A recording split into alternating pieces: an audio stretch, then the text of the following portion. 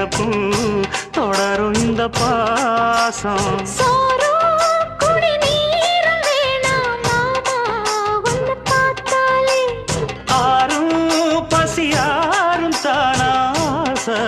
மொழி கேட்டாலே ஒன்ன பிரிஞ்சிருக்க தன்னந்தனிச்சிருக்க அம்மம்மாடி அப்பப்படி என் மனசு ஒத்துக்காது. செந்தூர பாண்டிக்கு ஒரு சோடி கிளி கூட